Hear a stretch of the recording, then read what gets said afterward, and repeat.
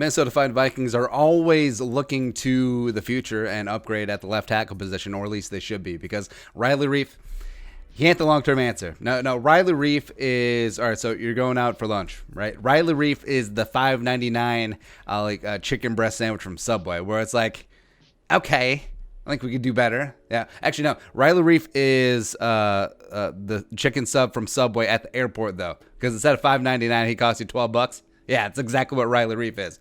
Anyways, the upcoming draft is perhaps the most talented tackle class in recent memory, specifically left tackle. And Spielman would be derelict in his duty if he doesn't come away with at least one of them. I just said duty.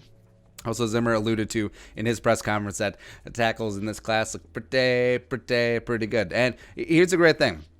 There's a lot of them. So chances are that one or potentially more will be available for the Vikings at 25. And also, if the Vikings do have an inkling to move up, could happen. Also, here's what happens. When there is a decent amount of supply, demand, even though offensive tackle, especially left tackle, is in pretty high demand given the state of offensive line play around the league, the fact that there's more of them, more teams feel like, hey, we can let this guy fall a little bit. If we don't get him, take other guy, blah, blah, blah. So Mekhi Becton, the mammoth from Louisville, who was really quickly rising up a lot of people's boards, especially mine too, just because of the raw physical skills. He really is Brian McKinney 2.0 with the size as well as the skill and the footwork. Hopefully he just gives two hoots about football. But I still think, in my mind, the number one tackle prospect in this class is Andrew Thomas from Georgia. Kid is just a straight-up technician. He could come in day one and be your starting left tackle, although I think both of them will probably end up in the top 10. And then, of course, we got Jedrick Wills from Alabama, who we profiled earlier in an earlier video, just an athletic freak who could easily switch to left tackle in the NFL and end up playing right tackle most of the time there in Alabama, mainly because he had Jonah Williams on the other side for a number of years. What can you do there? As well as Austin Jackson, who we talked about last week from USC.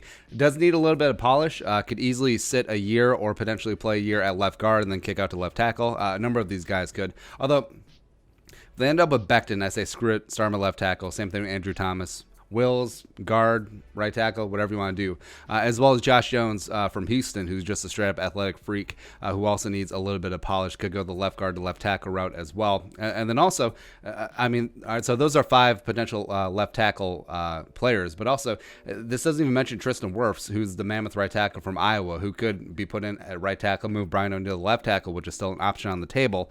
And speaking of Iowa offensive lineman, dude is a legit stud. And he's going to be the man there. And here's the thing. Here's the thing about the draft every single year. Like, everyone gets on their high horse and soapbox. Like, there's zero chance that player X, Y, and Z will be there at 25. And I know what you're saying right now. It's like, all these big-name offensive linemen, 0% chance that they end up at 25. And it's important not to talk in absolutes, but I hear what you're saying. And you could come out and say, like, there's zero chance that Thomas and Wills and Wirfs and Becton and Jackson and maybe even Jones will be there at 25. But, bro, here it is. So, simple math thing. Because, like, every time, every draft, there's about 50 first-round picks. Surefire first-round picks, 0% chance they follow the first round. But, so there's only 24 picks ahead of the Vikings. 4 of them will probably be quarterbacks, so it's 20 left. And then Chase Young, Jeff Okudah, Derek Brown, Jerry Jeudy, C.D. Lamb are all probably going top 10, a minimum top 20, so those are gone as well. So you're telling me 15 of the remaining picks, 1/3 of them or more will be offensive tackle prospects?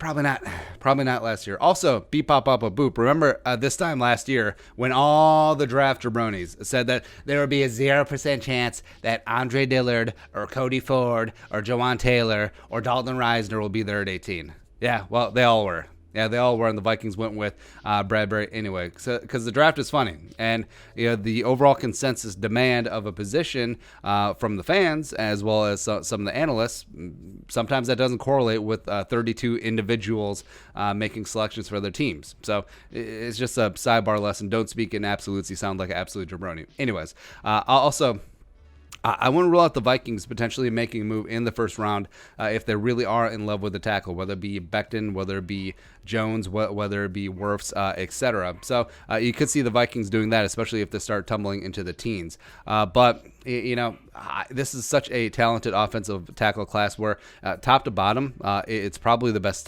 tackle class in a decade, as well as it's extremely top heavy. I could see all 6 of the guys that we mentioned becoming week 1 starters somewhere in this league, but also a couple late round guys I like: Ezra Cleveland from Boise State, Matt Peart from UConn, as well as Ben Barsh from St. John's, who we're going to talk about here sometime coming up this week. He could be a legit mid-round pick as well. But bottom line, again, this is one of the deepest and most top-heavy offensive tackle classes in a long, long time.